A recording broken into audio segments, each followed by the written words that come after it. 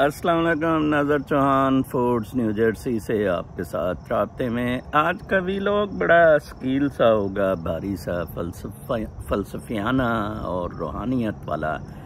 वो उस्मान साहब हमारे दोस्त हैं इधर, वो कहते होते हैं ऐसे वीलॉग्स पर कि ये सर के ऊपर से गुजर गया। बैर कैफ इस वीलॉग में मैं 2 सवालात के जवाब देने की कोशिश करूंगा। दोनों सवाल लाहौर पाकिस्तान से ख़वातीन ने किए हैं। एक ख़ातून ने कहा है कि जी मेरा नाम ना बताएं, दूसरी फ़रहीन हमारी क्रॉस बॉर्डर्स में भी हैं, जर्नलिस्ट हैं लाहौर से। पहला सवाल उस ख़ातून ने लाहौर से ये किया है पाकिस्तान से कि ये जो खुदा है इसकी क्यों ज़रूरत पड़ी और क्या ये ज़रूरत हमेशा रहेगी। बहुत ज़बरदस्त सवाल है जिस पे कि मौलवी और कंजर्वेटिव्स हमारे गर्दनें काटने को फिरते हैं। तो बड़ा सादा सा इसका आसान सा जवाब है कि खुदा कोई आज से 4-5 हज़ार साल पहले तो ये कोई कॉन्सेप्ट नहीं था, मज़ाहिब नहीं थे, एक वाइल्ड लाइफ से ज़िंदगी थी, ठीक है जी। उसके बाद ये सारा धर्म वाला मामला आया और क्यों खुदा की ज़रूरत पड़ी। खुदा की ज़रूरत सिर्फ़ और सिर्फ इंसान की अपनी प्राइवेट जजमेंट पर है और हुक्मरानों के कंट्रोल के लिए खुदा की ज़रूरत पड़ी। मैंने बड़ी खुदा पे किताबें पढ़ी हैं, गॉड बाय कैरन आर्मस्ट्रॉन्ग और डॉकिंस और ये गॉड बाय रज़ा एज़लान और इन सब की, लेकिन मुझे सबसे अच्छा जवाब कि खुदा की ज़रूरत क्यों पड़ी, एक किताब एक फ्रांसीसी ने 1966 में यूनाइटेड स्टेट्स की ये बंग भोसला डेमोक्रेसी पे लिखा। बहुत ज़बरदस्त किताब है, डेमोक्रेसी इन यूनाइटेड स्टेट्स। 1966 में गालबन ये पहली दफ़ा छपी थी किताब। उसमें रिलीजन्स का एक चैप्टर है यूनाइटेड स्टेट्स में, उसमें वो ये बिल्कुल जवाब दे रहा है कि खुदा की क्यों ज़रूरत पड़ी और ये कैसे मामला चलते रहेंगे। उसमें बिल्कुल खुदा की ज़रूरत को इसी तरह मुंसलिक किया जिस तरह के सोशल कॉन्ट्रैक्ट थ्योरी में वो हमारे एक पंजाबी पॉलिटिकल साइंस के टीचर होते थे गवर्नमेंट कॉलेज लाहौर में।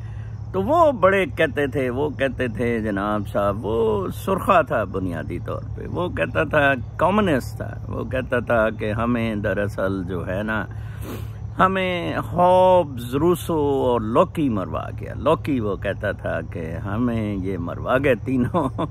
तो social contract theory Locke, Rousseau और हॉब्स की जो है वो भी इस बुनियाद पे थी कि एक कॉन्ट्रैक्ट होना चाहिए, अदरवाइज ना की होगी। टेकवेल जो वो फ्रेंच ऑथर है जिसने किताब डेमोक्रेसी इन यूएसए पे लिखी है, उसने भी यही कहा है कि एनार्की से बचने के लिए ये हुक्मरानों ने मज़हब इजाद किया और खुदा वजूद में आया ताकि एनार्की ना हो। और उसने बहुत दिलचस्प लिखा कि फ़लसफ़ी से अधूरा इस डिबेट को हमेशा छोड़ गए। Yes, this is right. Actually existentialist theory के जो बिलीवर्स थे उन्होंने ऐसा नहीं किया। लाइक आप देखें, इमैनुअल कैंट है, स्पिनोज़ा है, अल्बर्ट कैमस है और ये अपना जीन पॉल सार्त्रे हैं। उन्होंने खुदा को सही तरह एक एग्जिस्टेंशलिस्ट रियलिस्ट मोड में वो ले आए कि ये रियल लाइफ है, चीज़ें एग्जिस्ट करती हैं। वो वहदतुल वजूद टाइप का सा फ़लसफ़ा है। डेस्कार्टेस जो एक और फ्रेंच फ़लसफ़ी था, उसने तो बहुत अच्छा डेस्कार्ट ने कहा था कि ये डिवीज़न है किसी किस्म की। उसने कहा था कि between the body and the soul. ये वैसे एक बड़ा अच्छा कॉन्सेप्ट है। मैं कई दफ़ा सोचता हूँ जब मैं आपको सोल का एक्सप्लेन करता हूँ और जब मैं कहता होता हूँ कि किस तरह आप रूहानियत को मादियत पे हावी करें, तो वो मैं इन्हें अलग अलग ट्रीट करता हूँ, सोल और बॉडी को। बेसिकली ये अलग अलग हैं। आप डेस्कार्ट की थ्योरी भी ज़रूर पढ़ें, बड़ा क्लासिक थ्योरी ही गेव, और मैं उसका काफ़ी हद तक बिलीवर हूँ।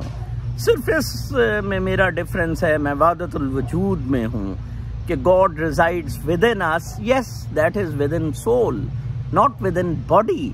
बॉडी के अंदर जो सोल है उसमें रिजाइड कर रहा है, दैट लाइट है, लाइट इज गॉड बेसिकली। ठीक है जी। तो ये इसी तरह यूज हुआ है रिलीजन, जैसे मौलवी पाकिस्तान में यूज कर रहे हैं। जैसे एक वो हमारे डॉक्टर जहांगीर मैंने बताया था, सारा दिन उन्होंने गम करने, शराब में 2-12-1 बजे आ जाना रात को और कहना जी मुझे मेरे खुदा से ना छीनो। उन लोगों को खुदा चाहिए फॉर एस्केप, गरीबों को खुदा चाहिए opium for the poor, Karl Marx ने जैसे कहा है। अमीरों को खुदा चाहिए अपनी जस्टिफिकेशन के लिए। ठीक है ना जी, हर एक को खुदा की जरूरत है। जन्नत दोज़ख के कौन से, all unseen is covered by God and that is a private judgement. मैं टैकवेल के बहुत सपोर्ट करता हूँ उसकी इससे कि इट इज अ प्राइवेट, मोर और लेस अ प्राइवेट जजमेंट। कोई फलसफी भी इस पे हतमी राय नहीं दे सका। ये फिर मौलवियों, पादरियों और रब्बीज, इनके गले ये पड़ गया। तो और इसकी ज़रूरत रहेगी। खातून का सवाल था क्या इसकी हमेशा ज़रूरत है? बिल्कुल रहेगी। ये क़यामत तक किसी तरह चलेगा। हर एक के अपने अपने खुदा होंगे, हर शख्स का अपना खुदा होगा। शायद ये मल्टीप्लिकेशन हो जाए धर्मास की। ठीक है जी।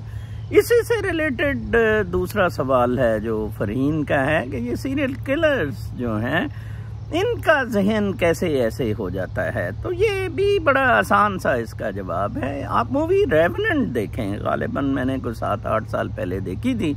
बहुत ज़बरदस्त मूवी है कि कैसे इंसान को खा सकता है, कैसे इंसान का कातिल हो सकता है, और जानवर का भी। मतलब एक वो जिंदा घोड़े को मारता है बंदा, वो जो हीरो होता है उसमें, और उसमें रात गुजारता है क्योंकि ठंड बड़ी होती है, उसके पेट में रात गुजारता है। Obviously it's a movie scene, not in reality but a story. You see, ये कहानियां हैं सारी जो चली आ रही हैं। ठीक है ना जी। कुछ बिल्डअप हैं, कुछ रियल हैं। ठीक है जी। और तो आप देखेंगे कैसे वो कर रहा है। सिर्फ और सिर्फ नीयत और ज़मीर इसको अलग करते हैं। जैसे कहते हैं ना, उसका ज़मीर सो गया था। ठीक है जी। जैसे कहते हैं ना, एमाल का दारो मदार नीयतों पर है। तो नीयत इज वन थिंग। एक्चुअली उन लोगों ने भी रैशनलाइज किया हुआ है। लाइक एक बंदे ने, मैं खुशाब में था, उसने उसकी 2 बहनें कहीं मशूकों के साथ घर से दौड़ गईं और वो कहीं उसके काबू आ गई, उसने दोनों को कत्ल कर दिया। ठीक है जी। और उसने रैशनलाइजेशन दी कि ये इन्होंने शर फैलाना था। ठीक है ना जी। वो खुद खुदा बन गया। तो ये रैशनलाइजेशंस हैं। 2 कैटेगरीज हैं इसमें सीरियल किलर्स में। एक वाकई मेंटल एबनॉर्मेलिटी है, माइंड ब्रेन की एबनॉर्मेलिटी। ठीक है, पागल, जो अक्सर कोर्ट्स में एक्सक्यूज भी लिया जाता है क्योंकि कोर्ट्स मेंजरिया के क्रिमिनल ऑफेंसेस मेंजरिया के अंदर आते हैं। Intention, criminal intention, मेंजरिया। तो उस केस में कहते हैं जी ये तो पागल था, मेंजरिया आप प्रूव ही नहीं कर सकते, आपको मेंजरी प्रूव करना पड़ेगा। ठीक है जी।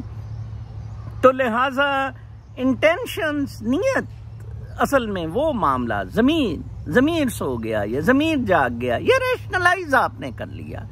तो कोई ऐसा मायूब नहीं है। जावेद के बड़े इंटरव्यू हुए थे। मैं फरहीन साहबा से कहूँगा कि वो उनके कुछ पिछले इंटरव्यू देखें कि वो जावेद को किस चीज़ ने कायल किया था कि वो बच्चों की हड्डियां गलाता था या इस धंधे में पड़ता होता था। या सारा ये एक शैम मटीरियलिस्टिक वर्ड है, एक मादा प्रस्ती की दुनिया है जिसमें आप जब डिप इन करते हैं आप उसको रैशनलाइज कर लेते हैं, आप उसको 2 फोल्ड रैशनलाइज करते हैं। एक कि ये मेरा स्टेप ठीक है अखलाकी तौर पर और मेरी ज़मीर के मुताबिक, 2 ये मेरा खुदा जो है उसके बिल्कुल अहकामात के मुताबिक है। मेरा खुदा, it's a private judgement. I still say religion is still a private judgement. या तकलीद है, ठीक है, मैं मुसलमान घर में पैदा हुआ, मैं मुसलमान हो गया, वो तो खैर वो रिलीजन फॉलोइंग इतनी नहीं है, जो कॉन्शियस रिलीजन फॉलोइंग है, that's a private judgement at best. I hope I have answered both the question. अपना बहुत ख्याल रखें। अगले वीलॉग तक के लिए इजाजत। अल्लाह ने के बाद।